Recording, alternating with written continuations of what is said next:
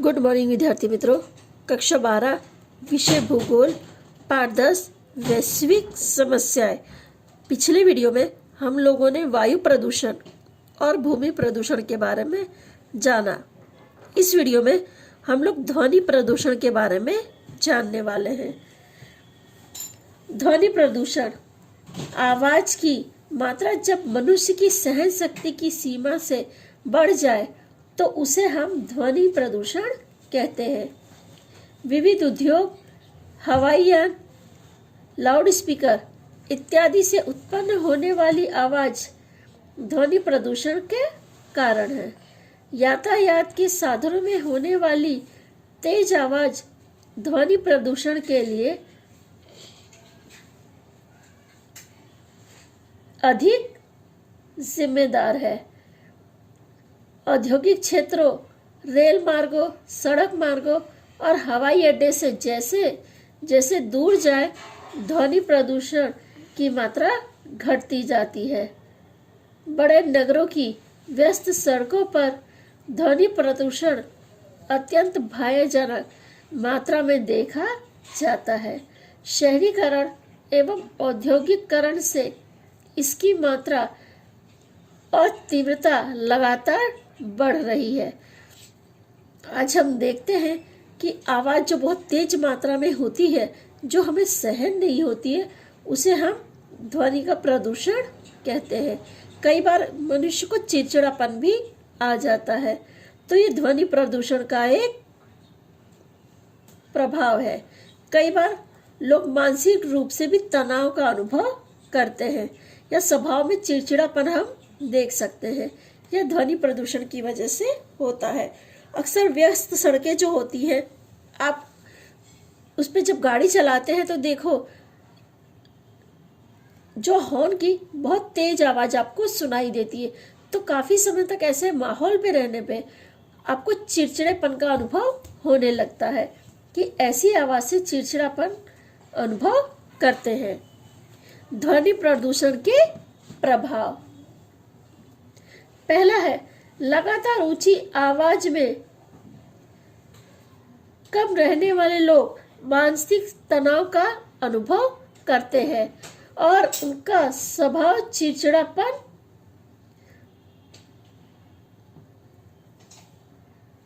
आ जाता है, क्योंकि जो बहुत आवाज में नहीं रहता, लगातार ऊंची आवाज में रहना पड़ता है, तो मानसिक रूप से वो तनाव का अनुभव करता है और चिड़चिड़ापन भी आप उसके स्वभाव में देख सकते हो। दूसरा है यंत्रों की तीव्र आवाज के बीच काम करने वाले लोग लंबे समय के बाद बहरेपन का अनुभव करते हैं, यानी उन्हें तेज आवाज सुनने की आदत पड़ जाती है। धीमी आवाज उन्हें सुनाई नहीं देती, यानी बहरेपन का अनुभव होता है। तीसरा है तेज आवाज यानी शोर के बीच काम करने वाले लोग के हृदय की धड़कन बढ़ जाती है तथा उनके सूंघने और देखने की शक्ति भी कम हो जाने लगती है। चौथा है ध्वनि प्रदूषण यदि इसी तरह से निरंकुश बढ़ रहा है तो एक दिन हम सामान्य बातचीत भी चिल्लाकर या ऊंची आवाज में बोलकर करना पड़ सकता है, क्योंकि क्या है, अधिकतर तेज आवाज में रहने की वजह से धीमी आवाज में अगर कोई बोलता है तो आपको आवाज सुनाई नहीं देती। तो ऐसे समय क्या आप लोग चिल्लाकर या ऊंची आवाज में एक दूसरे से बात करेंगे। पांचवा और आखिरी टॉपिक है ध्वनि प्रदूषण से पालतू जानवर को भी तकलीफ का अनुभव होता है। वो लोग भी चिड़चिड़ा जाते हैं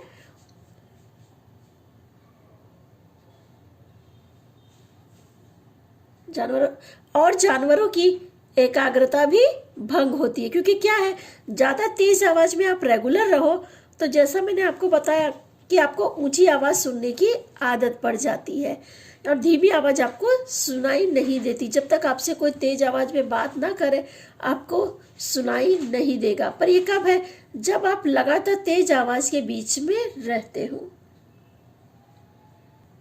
हमारा अगला टॉपिक है प्रदूषण रोकने के उपाय। प्रदूषण रोकने के विभिन्न उपायों के बारे में आप पहले भी सीख चुके हैं, इसलिए यहाँ हम उसी सिर्फ संक्षेप में चर्चा करेंगे, जिसमें पहला टॉपिक है प्रवाही कचरे का योग्य प्रक्रिया कर निकाल करना चाहिए।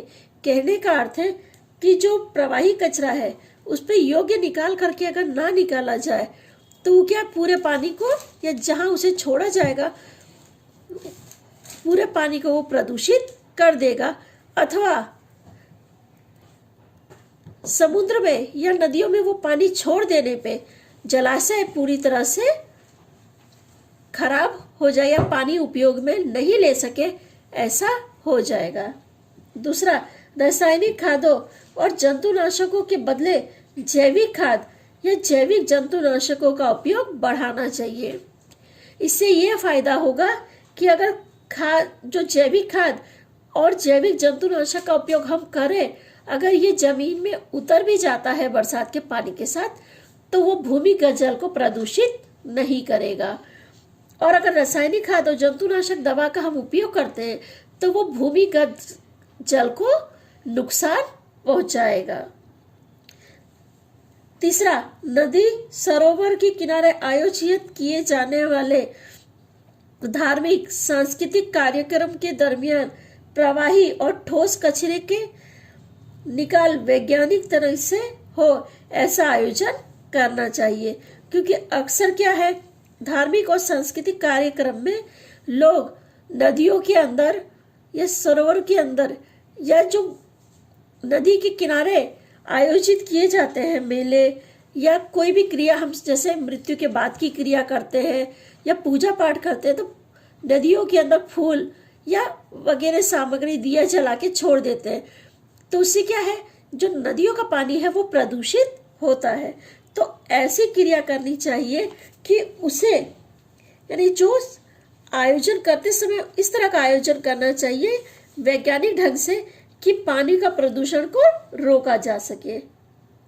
चौथा है, उद्योगों से निकलती गैस, द्रव्य या ठोस कचरे में से दूषित द्रव्य दूर करने की योग्य प्रक्रिया करने के बाद ही उसका निकाल करना चाहिए।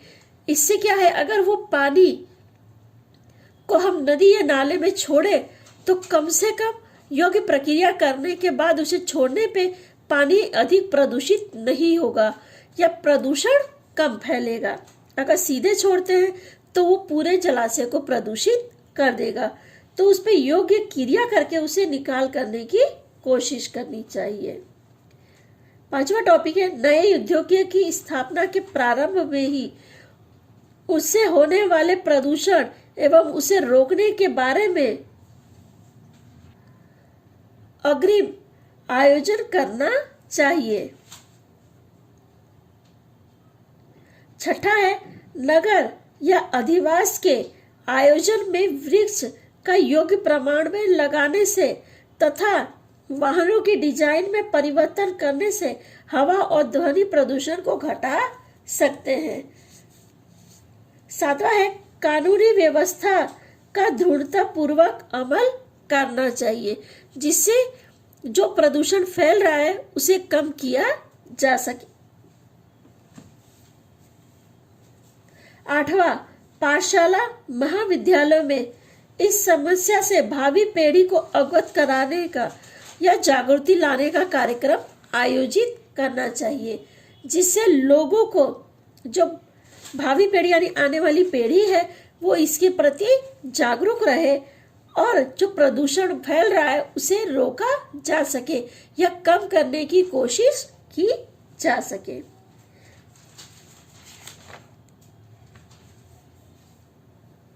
नौवां टॉपिक है, समाज के विविध मंडलों या स्वैच्छिक संस्था को इस समस्या को हल करने के लिए एक आंदोलनात्मक जागृति अभियान चलाना चाहिए जिससे लोग अधिक से अधिक पेड़ लगाने के लिए प्रेरित हो सके या अपने पर्यावरण को सुधारने के लिए लोग आगे आए। 10वां टॉपिक है, वायु प्रदूषण फैलाने वाले अश्मीभूत ईंधन के स्थान पर जहां तक संभव हो सके अक्षय ऊर्जा स्रोत का उपयोग बढ़ाना चाहिए, जिससे क्या है वायु प्रदूषण भी रुकेगा और अक्षय ऊर्जा का जो स्रोत है उसमें कोई कमी नहीं आती, यानी वो एक बार उपयोग करके भी आप फिर से उपयोग कर सकते हो और जो वायु प्रदूषण हो रहा है उसे हम कम कर सकते हैं। आखिरी टॉपिक है दहन संस्कार के लिए लकड़ियों के स्थान पर बिजली या सीएनजी भट्टी के विकल्प की सुविधा और प्रचलन बढ़ाना चाहिए, जिससे क्या है कि लकड़ियों के द्वारा होने वाले प्रदूषण को रोका जा सके। प्रदूषण रोकने संबंधी कदम लंबे समय अंतराल और दृढ़ इच्छा शक्ति से लिया जाए तो हम जरूर प्रदूषण के विनाशात्मक प्रभाव को रोक सकते हैं। ठीक है विद्यार्थी मित्रों, यहाँ पे तो हम लोगों ने प्रदूषण रोकने के उपायों के बारे में चर्चा की है। आगे गरीबी है, गरीबी टॉपिक की चर्चा हम लोग अगले वीडियो में करेंगे।